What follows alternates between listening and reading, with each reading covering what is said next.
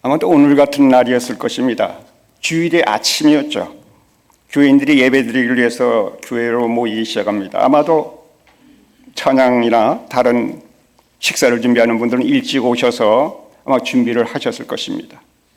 오늘 본문에 편지가 도착한 에베소라는 지역의 교회의 교인들도 아마 같은 비슷한 그런 주일 아침에 일정을 보냈을 것입니다. 터키의 요즘 이제 말하면 터키라는 나라의 서부 쪽의 해안 도시입니다. 그곳에 조그만 교회가 에베소 교회입니다. 아마도 우리 한사랑 복음장로교회 같지 않을까, 아마 규모가 그렇게 생각을 합니다.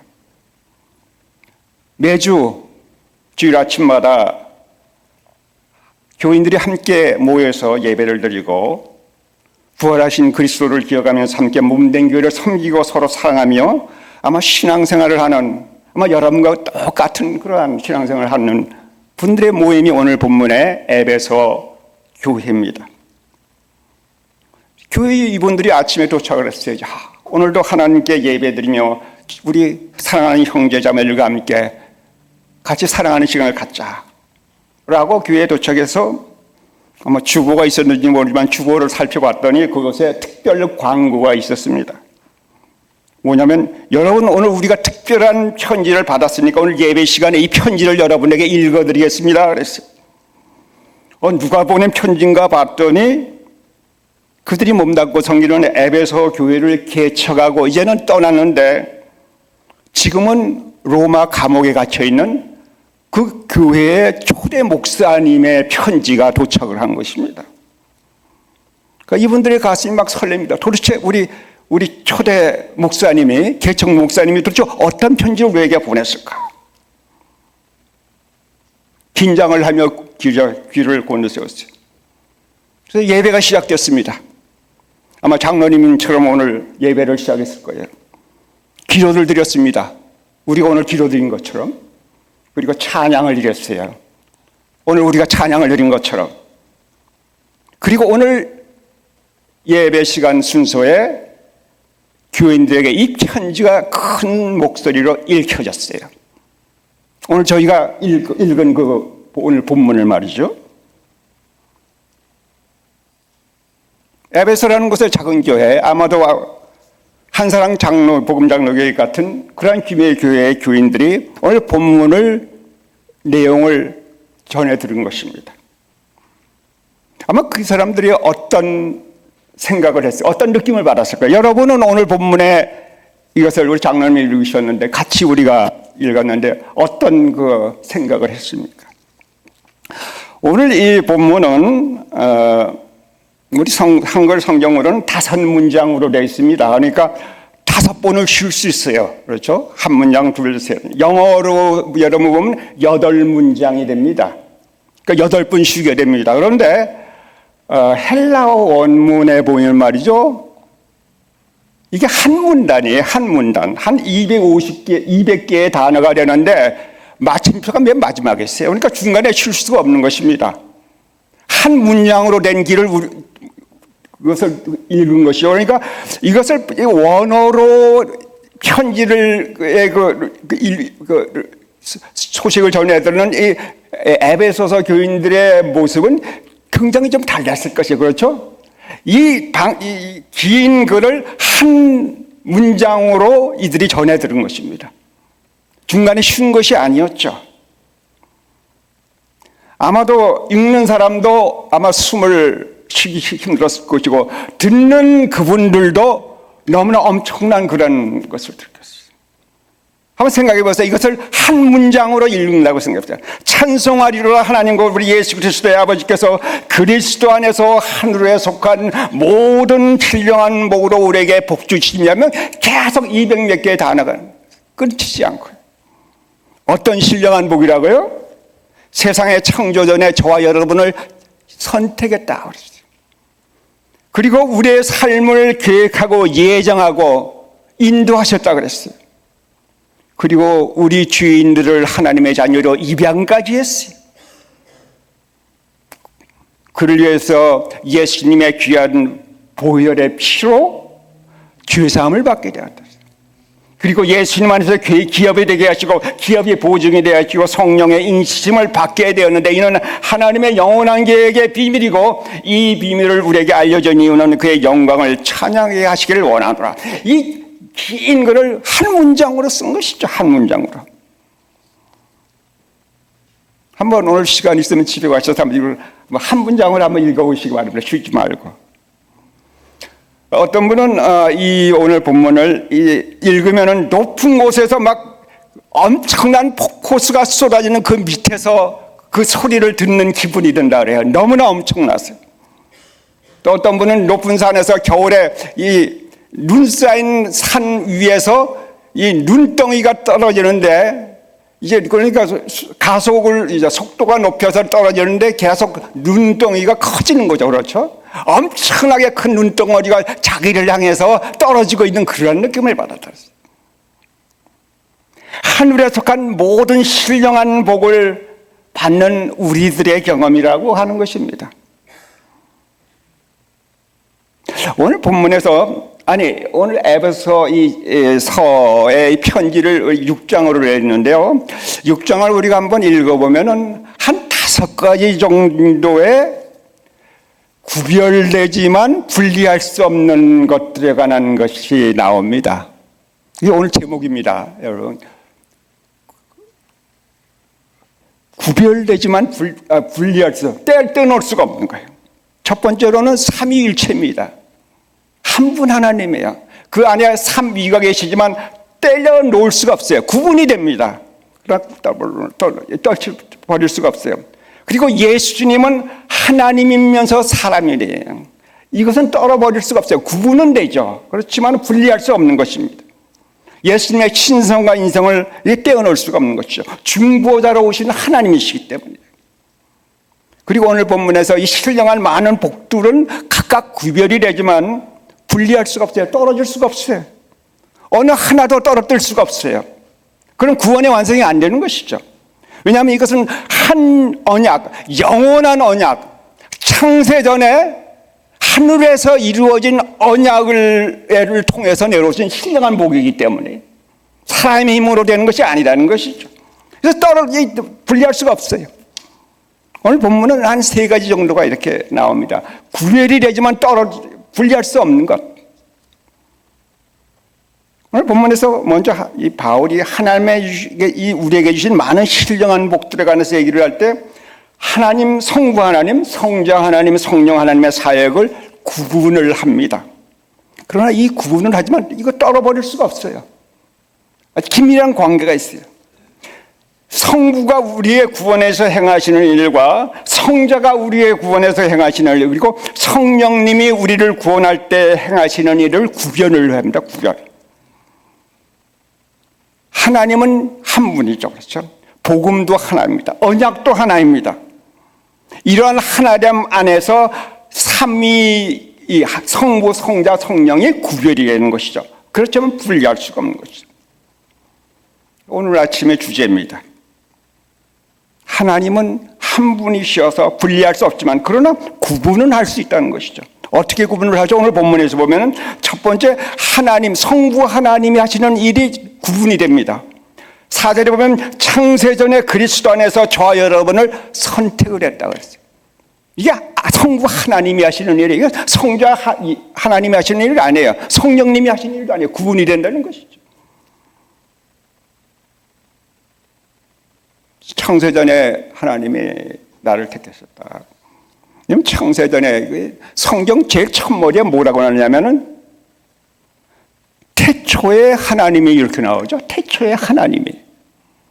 성경 첫머리에 나옵니다. 그렇죠? 창세기 1장 1절에 태초에 하나님이. 그러니까 한번 생각을 해보세요. 내가 태어나기 전에, 나의 부모님이 태어나기 전에, 아니 우리 한국의 조상이 태어나기 전에, 아니 세상이 창조되기도 전에 하나님의 마음속에 무엇이 있다고 얘기하는 것이죠. 이게 굉장히 이거 신비한 겁니다. 세상이 창조되는 그 순간에 하나님의 마음속에 무엇이 있느냐? 저와 여러분이 있다는 것이죠. 저와 여러분이. 이게 굉장히 엄청난 거죠. 제가 한번 집에 가서 한번 생각해 보세요.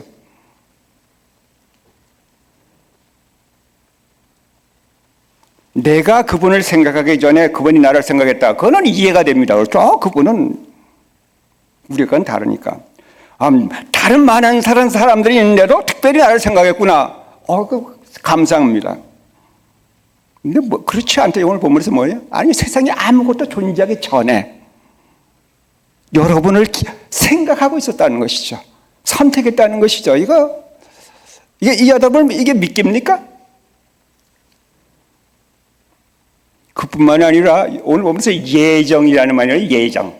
선택만 한 것이 아니라 예정도 돼. 예정이란 말은 우리의 삶의 한순간 한순간 하나님이 계획하시고 간섭을 하신다는 것이. 여러분은 지난주에 일어난 여러분에게 일어난 일들, 저는 모르겠어요. 어떤 일이 일어났는지 모르지만 오늘 보면서 예정에 따라서 예정. 좋은 일들도 있을 것이죠. 나쁜 일도 있을 것이죠. 하나님이 예정하고 계획하셨다는 것이죠. 그저 나를 선택하고 나머지는 우연에 맡긴 것이 아니고 내가 믿을 만한 능력이 있을 것 같으니까 선택한 것이 아니고 하나님이 그냥 선택했다는 거예요. 한국이라는 조그만 나라에서 또 특정한 부모 밑에서 태어나 자라게 하시고 또 이 먼 땅까지 우리를 옮기시고 복음을 들을 수 있는 기회를 주시고 그리고 오늘 이 자리에 우리가 앉아 예배 드리는 것, 오늘 보면 하나님의 예정이라는 것이죠. 예정. 이게 하나님 아버지가 하시는 일에 이게 구별이라는 것입니다. 나를 선택하시고 나의 삶을 계획하시는 성부 하나님. 이거는 성자 예수님이 하시는 일이 아니라는 것이죠. 성령 하나님이 하시는 건 아니에요. 구분이 되는 것입니다. 그러면 성자 하나님은 무엇을 하셨습니까? 7절에 보니까 그분 안에서 우리는 그의 피로 구속을 얻었다 그랬어요. 그러니까 성부 하나님이 우리를 선택하고 예정한 것만으로는 이 구원에 충분하지 않은 것이죠. 그렇죠? 하나님의 아들이 이 땅에 인간의 몸으로 오셔서 십자가를 가셔야 돼요. 그분의 피로 저와 여러분을 구속을 해야 됐다는 것이죠. 그렇죠? 왜 그래야 됩니까? 하나님은 영원전에 우리를 선택하고 예정했으면 했지 왜 꼭 그렇게 우리를 구속해야 됩니까? 왜 예수님의 피가 필요합니까? 그것은 우리가 죄인이기 때문에. 우리가 죄인입니다. 여러분이 죄인이고 제가 죄인이에요. 목사는 죄인 중에 괴수입니다. 사도 바울이 하는 일이에요. 우리는 죄인이고 하나님은 거룩하시며 우리는 하나님의 공의에 대한 요구에 응답을 해야 되기 때문에. 요한일서 1장에 보면은 하나님은 신실하고 자비로우시지만 또한 공의로우시다. 이게 문제야. 하나님이 그냥 자비하시면 얼마나 좋습니까? 그럼 모든 것이 해결되거든요. 근데 하나님이 공의로우시는 분이거든요. 그 하나님은 저와 여러분의 죄를 눈감아 주시지 않습니다. 여러분, 하나님이 우리를 자비 때문에 우리를 용서해 주신 것이 아닙니다. 여러분은 잘 아셔야 돼요. 하나님이 공의로우시기 때문에 우리를 죄를 사해 주신 것이에요. 왜냐하면 피 흘림이 있었기 때문에. 공의로운 하나님은 불의한 죄인을 눈 감아 주시는 것이 아니에요. 그냥 그렇게 덮어 주시는 분이 아닙니다. 눈 감아 주실 수도 없고 눈 감아 주시지도 않는 분이 성경의 하나님이에요. 이게 우리들의 문제입니다. 우리들이 처해 있는 상황이에요. 우리가 이것을 이해할 때 복음이 얼마나 기쁜 소식인지를 알 수 있는 거죠. 그렇죠? 죄를 모르는 사람에게 복음을 전해보세요. 복음이 기쁜 소식입니까? 죄가 아무 문제가 없는데. 근데 여기 좋은 소식이 있어요. 내가 죄인임을 자각할 때, 이 정말 좋은 소식이에요. 성자 하나님이 나를 위해서 피를 흘리셨구나. 하나님과 함께 계셨고 하나님이신 그분이 인간의 몸을 입고 이 세상에 오시죠.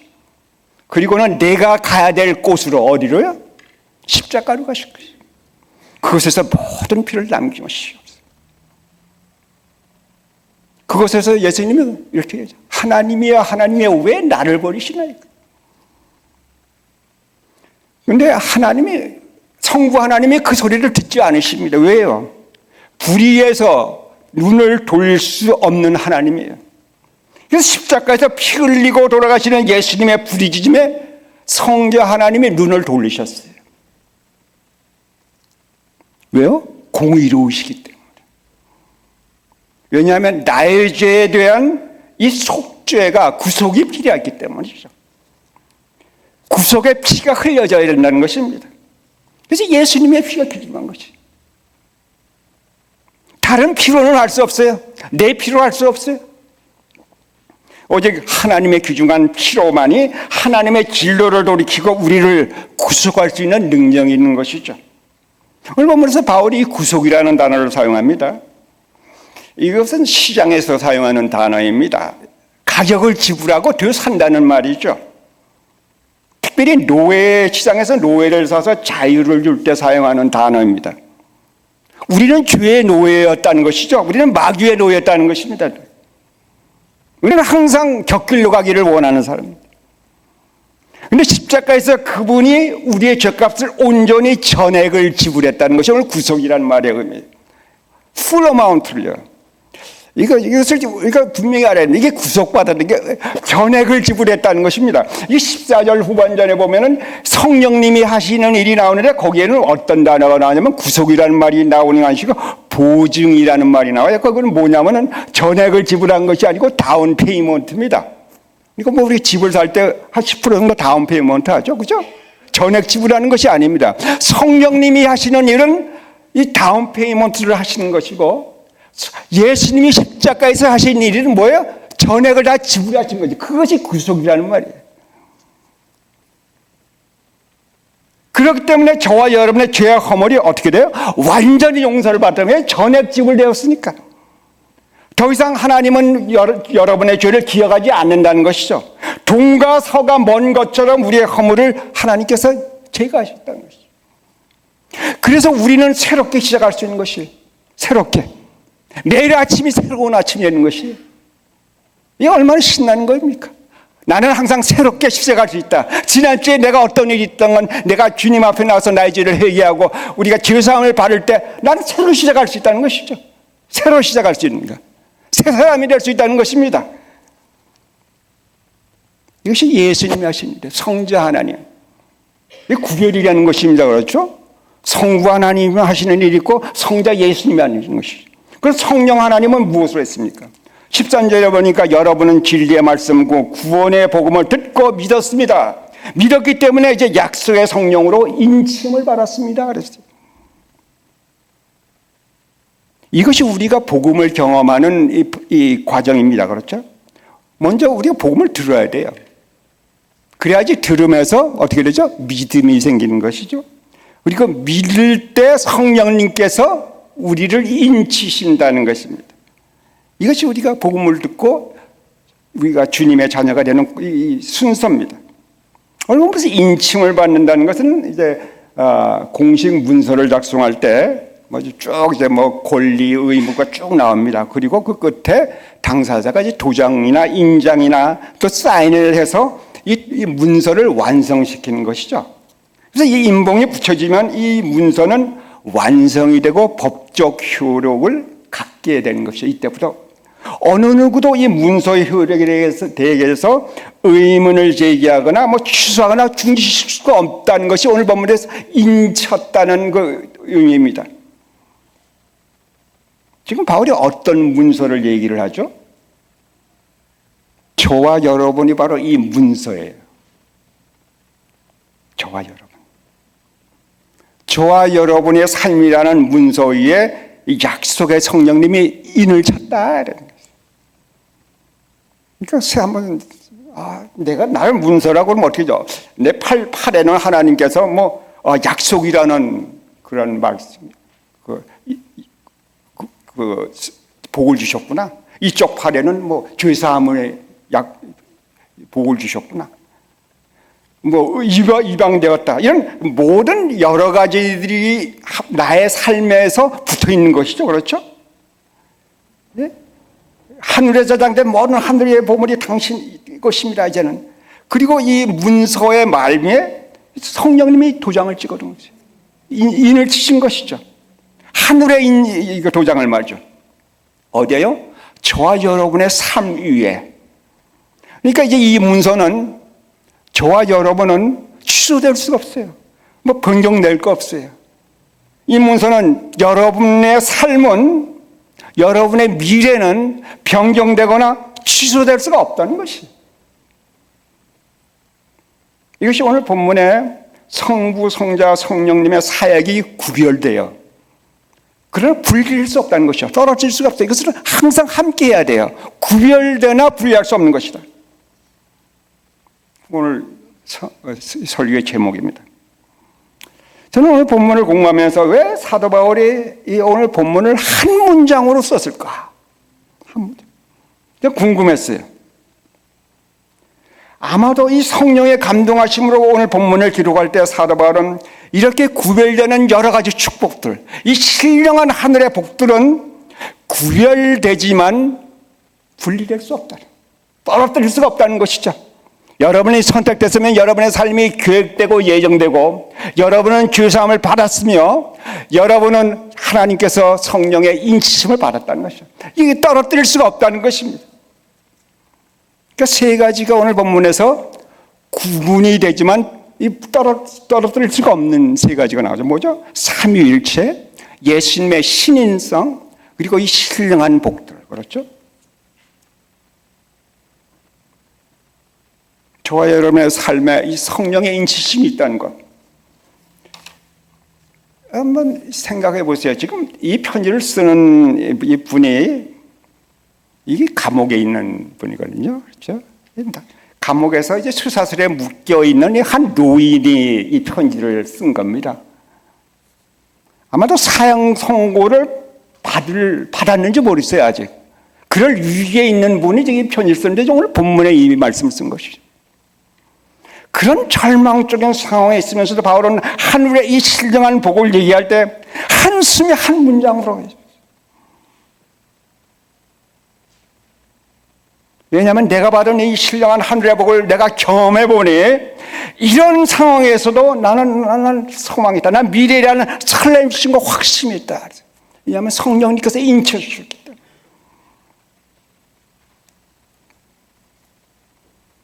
저는 지난주에 여러분들 삶의 가정에 또 직장 사업에 어떤 일이 있었는지 저는 모릅니다.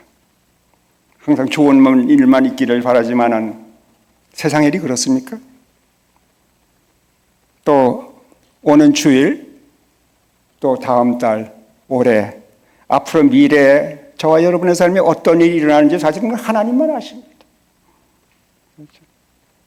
그러나 오늘 본문이 얘기하는 것은, 그리고 사도 바울이 우리에게 분명히 얘기하고 싶은 것은 이 신령한 복들을 받은 저와 여러분의 미래는 확실하다는 것이죠. 보장이 되어 있다는 것이죠. 네? 자잘구레한 또는 나에게 오는 어떤 어려운 일이 있을 때 그것 때문에 실망하지 말라는 것이죠. 왜냐하면 이 문서는 이 도장이 찍혔어요. 완전하고 취소될 수 없고 변경될 수가 없어요. 왜냐하면 예수님 십자가에서 당신의 피로 저와 여러분을 인치셨기 때문입니다. 저는 세 가지 관해서 얘기했어요. 구별되지만 분리될 수 없는 것. 삼위일체, 예수님의 신인, 그리고 신령한 복들. 근데 저는 다섯 가지라고 얘기했죠. 오늘 이 편지에 보면 또 한 가지, 네 번째는 헬라인과 유대인이 구별되지만 분리될 수 없다고 이제 다음이 나옵니다. 2장에 보면은. 여러분, 헬라인, 유대인은 이게 언어를 알고 문화를 아는 사람들입니다. 그렇죠?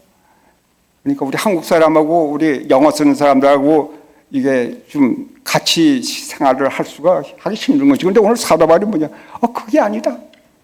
여러분이 헬라인이건 여러분이 유다인이건 여러분은 이 신령한 복들을 받은 같은 언약의 백성이기 때문에 여러분은 구별이 된다. 문화는 좀 다르다. 언어는 좀 다르지만 그러나 여러분은 떨어뜨릴 수가 없다. 분리될 수 없다는 것이죠. 이게 네 번째입니다. 네 번째. 근데 제가 5가지 있다고 그랬습니다. 마지막으로 저는 우리 이민교회의 언어와 문화가 다른 것 때문에 어려움을 겪는 우리 한인 1세와 2세와 3세는 구별은 되지만 분리될 수 없는 것입니다. 이게 5번째입니다. 한인교회 1세와 2세와 3세는 때로는 언어 때문에 어려움을 겪지만 문화도 다르다고 얘기를 하지만은 우리는 예배 공동체가 되어야 된다고 저는 믿습니다. 물론 성경에 어디고 하나님의 자녀를 가정의 1세와 2세에 관해서 얘기한 부분은 많지 않습니다. 왜냐하면 언급할 이유가 없기 때문이에요, 여러분. 왜냐하면 성경은 이미 전제하고 있어요. 1세와 2세와 3세는 같은 예배 공동체라는 것이죠.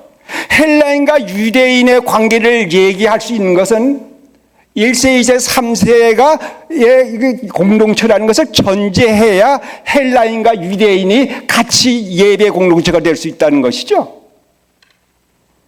우리가 이 원칙을 이해하지 않고는 6장의 부모와 자녀에 관한 하나님의 명령을 우리는 이해할 수 없습니다. 자녀들아 너희 부모를 주 안에서 순종하라 이것이 옳으니라. 네 아버지와 어머니를 공경하라 이것이 약속 있는 참 계명이니 내가 잘되고 땅에서 장사하라. 또 아비들아 너희 자녀를 노엽게 하지 말고 오직 주의 교훈과 흉계로 양육하라. 그러니까 이 1세에서 3세가 같은 예배를 공동체라는 것을 전제하고 이런 명령이 나오는 것이죠. 그렇죠? 이 본 서신은 6장으로 되어 있는데 1장에서 3장까지는 믿음의 원칙과 진리에 관해서 얘기를 하였습니다. 그리고 4장과 6장에서는 그 진리와 이 믿음의 원칙을 어떻게 실천할지에 관한 실천의 문제를 다룬 것이 4장과 6에서 6장까지인데 그 4장의 첫 부분을 이렇게 얘기를 합니다. 그러므로 주 안에서 갇힌 내가 너희를 권하노니 너희가 불심을 입은 부름에 합당하게 행하여 모든 겸손과 온유로 하고 오래 참음으로 사랑 가운데서 서로 용납하고 평안에 매는 줄로 성령이 하나 되게 하신 것을 힘껏 지키라. 이런 말이 실천의 첫 대목에 나옵니다.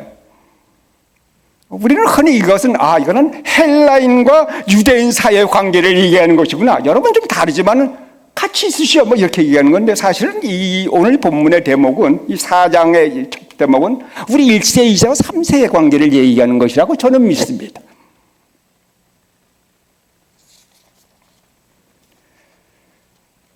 이 문제는 사회학적으로 접근하면 안 됩니다. 우리가 신학적으로 접근해야 돼요. 하나님의 뜻이 어디 있는지, 하나님의 말씀이 어디에 있는지를 우리가 알고 그 다음에 접근을 해야 됩니다. 지난 20년 동안 하나님의 이 한국 우리 이민교회 공동체 내에서 1세대와 2세대 사이에 점점 더 큰 균열이 생기게 했어요. 떨어져 나가겠어요. 분열되기 시작했어요. 어떤 사람들이 뭐라 하냐면 1세와 2세의 문화로 다르고 언어로 다르기 때문에 이건 무슨 얘기냐면은 구분되기 때문에 분리돼야 된다는 것이죠. 구분되기 때문에 떨어져야 된다. 이게 이게 성경적인 것이 아니고 사회학적인 얘기입니다. 사회학적으로는 그러거든요. 문화도 다르고 힘든데 그냥 편하게 사시오. 떨어뜨리시오. 그러나 우리는 하나님의 백성입니다. 우리는 하나님의 말씀이 어딘지를 우리는 먼저 생각해야 합니다. 물론 현실적인 어려움 때문에 우리가 때로는 하나님께서 예도 주시는 거 우리 안. 그러나 우리가 먼저 하나님의 말씀이 어디에 있는지를 사실은 거기서부터 시작해야 됩니다. 왜냐하면 우리가 하나님의 백성이기 때문에. 구별되기 때문에 분리되어야 된다는 게 사회학적인 입장이 교회를 휩쓰기 시작했어요. 점진적인 변화로 시작된 것이 이제는 현실이 됐어요. 이제는 기정사실이고 그냥 어느 누구도 이것에 대해서 의문을 제기를 하지 않습니다.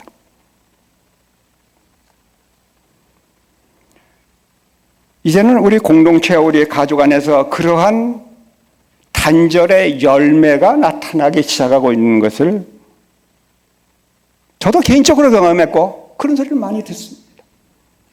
열매가 나타나기 시작했다. 오늘 제목이 뭐죠?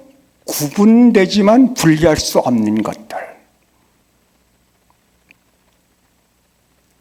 몇 가지만 제안을 합니다. 첫 번째로 이 편지, 특별히 4장과 6장을 여러분 나중에 보면 이 사도바울이 편지를 쓰는 이 에베소 교회 회중에 뭐 1세만 있는 것이 아니고 2세만 있는 것이 아닙니다. 여러 세대를 아우르는 회중 등 어린이, 청소년, 남녀노소 등 다양한 세대를 이루는 회중들을 전절하고 오늘 편지가 쓰여 있어요. 헬라인, 유대인이 분리할 수 없다고 하는 얘기는 같은 민족 간에 1세, 2세, 3세 간의 분리는 절대 불가하다는 것을 상상할 수 없는 일이죠. 그렇죠? 세상이 변했다고 해서 하나님의 말씀을 우리는 변화할 수는 없습니다. 두 번째, 삼위가 계시지만 분리되지 않으시는 한 분 하나님, 삼위일체의 교리. 예수님은 사람이나 하나님이신 신의 일체의 교리. 이 성경적인 이 가장 기본적인 원리는 우리 언약의 백성, 그리스도의 가족도 구분될 수는 있지만 때로 분리될 수 없다고 저는 믿습니다. 성경적인 예배는 세대를 아우르는 것이어야 된다고 저는 믿습니다. 세 번째로, 믿음과 실천이 분리되지 않고 항상 조화를 이루어야되듯이 삼위일체 하나님이 구분되지만 분리될 수 없듯이 신인이신 예수 그리스도가 서로 구별되지만 분리될 수 없는 것처럼, 그리고 신령한 하늘의 복들이 서로 구별되지만 분리될 수 없는 것처럼 우리 세대와 다음 세대도 구분될 수 있지만 우리는 예배 안에서 연합되어야 됩니다. 우리의 예배는 삼위일체 하나님의 본질을 표현하고 반영되어야 될 것이 구별되지만 뭐예요? 분리될 수 없는 것들. 네 번째, 저는 우리가 오늘 보면서 우리에게 이 엄청난 하늘의 신령한 복들이 우리에게 주어졌다래요. 그러나 우리가 이것을 경험합니까? 100% 우리가 이런 하나님의 신령한 복들을 경험합니까? 모르겠습니다. 때로는 우리가 경험하지 못하죠. 저는 우리가 이 신령한 복들을 진짜로 많이 경험하려면 어느 정도 이 세대 간의 차이를, 장벽을 넘어서 함께 예배하며 하나로 모이려는 우리의 그 마음가짐이 중요하다고 생각합니다. 이 축복은 우리에게 이미 주어졌어요. 하나님이 풍성하게 부어줬습니다. 그러나 우리는 성령의 일치 안에서 함께 한 몸으로, 때로는 구분이 되지만 함께 한 마음으로 주님 앞에 예배드릴 그런 마음이 우리에게 있습니까? 오늘 본문에서 성경에는 구별되되 분리될 수 없는 것들이 있음을 보여줍니다. 여러분을 인치신 성령님, 이 언약의 성령님 말이죠. 이게 언약이 뭡니까? 사도행전 2장에서 보면 말이죠. 50년 날 말이죠. 베드로가 일어나서 이제 약속은 이것이니 너희와 뭐라죠? 너희 자녀들에 대한 것이다. 이게 떨어뜨릴 수가 없는 것이죠. 하나님이 짝지어 주신 것을 어느 누구나 떼어줄 수 없는 것이, 나누지 못하는 것이죠. 다섯 번째, 저는 한국어와 영어를 사용하는 다양한 교회를 방문할 기회가 있습니다. 그래서 거기 가면 많은 후회와 갈망을, 이 목마름을 때로는 느낄 때가 있어요. 빠르게 고령화되는 이 한국어권 교회를 방문해보면 이 젊은 세대와 함께 예배하고 그들의 열정과 꿈을 경험하며 세대를 초월해서 의미 있는 어떤 정서적인 유대감을 형성하고자 하는 바람을 저는 느껴요. 그리고 이 젊은 사람들이 모이는 영어권 교회 가면 말이죠. 이들 사이에서 우리 부모 세대에 축적된 지혜와 전통에 대한 어떤 바람을 느껴요. 풍부한 부모 세대의 개혁 신앙 유산과 문화적 뿌리로부터 자양분을 섭취하지 못해서 우리가 손해보고 있구나라는 그러한 생각을 하는 분들을 제가 만나봤어요. 구분되지만 그러나 분리해야 된다는 이러한 주장 때문에 저는 두 세대가 많은 손실을 보고 있다고 봅니다. 아니, 세대의 손실만 한인교회의 손실이고 하나님 나라의 손실이라고 봅니다. 얼마 전에 제가 이세 교육자가 대화를 했어요. 제가 한국의 개혁 신앙 전통, 그리고 그 100년 전에 일어나는 그 평양에 있었던 그 부흥의 역사, 회개 역사 말이죠. 이걸 쭉 얘기를 했더니 이세 교육자가 저한테 나는 이 얘기를 처음 듣는다 그래요. 처음 듣는다. 알고 보니까 4대째 믿는 가정에서 자라난 목사님이에요. 장인 어른이 신학 박사학위를 갖고 신학교 교수님인데 이 4대째 믿는 가정에서 태어난 이 목사님이, 2세 목사님이 한국식 개혁신앙 전통에 대해서 무지하고 있어요. 무지. 뿌리를 물려보지 못하던 것이죠. 저는 1세대, 2세대, 3세대가 함께 모여 함께 예배하고 서로에게 배우며 함께 믿음 안에서 성장하며 함께 선교에 나서는 그런 예배 공동체가 우리 이민교회에 많아져야 된다고 믿습니다. 여러분, 최근 몇 년 동안 개발되어 온 인공지능이라는 거죠. AI. 그러니까 이제는 언어의 장벽을 허물어 버렸습니다. 이제 곧 상용화될 겁니다. 이제 핸드폰 하나만 있으면은 어느 나라 말로 설교를 하건 그냥 즉석에서 번역이 돼요. 그러니까 이제는 뭐 언어가 다르기 때문에 우리는 같이 할 수 없어라는 말은 설득력이 없어져 가고 있습니다. 마지막으로 선교에 대해서 말씀드리겠습니다. 존 파이퍼라는 목사님이 이 예배가 아주 중요하다. 진정으로 활력 있고 영동적인 예배는 선교를 움직이는 엔진이라 그랬어요. 왜 우리가 선교를 갑니까? 이 목사님 했지. 왜 선교를 가냐고요? 이것은 내가 내 주일 하나님께 하나님의 백성과 드리는 이 아름답고 놀라운 예배를 내가 받고 축복을 많이 받는데 저 사람들 보니까 저 사람들은 그런 예배를 못 드려. 왜 저 사람들은 나처럼 이 생명력 있고 아름다운 예배를 드릴 수 없을까? 그래서 막 가서 그분들도 우리 같은 예배를 드리게 하고 싶다는, 그래서 우리가 선교를 간다는 것이죠.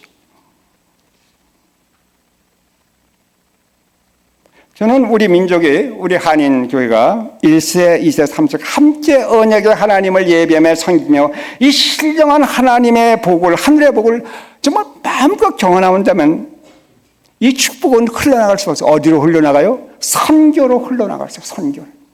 뭐 가란 말 안 해도 너무나 가슴이 벅차서 저 사람들도 나 같은 예배를 드렸으면 좋겠다.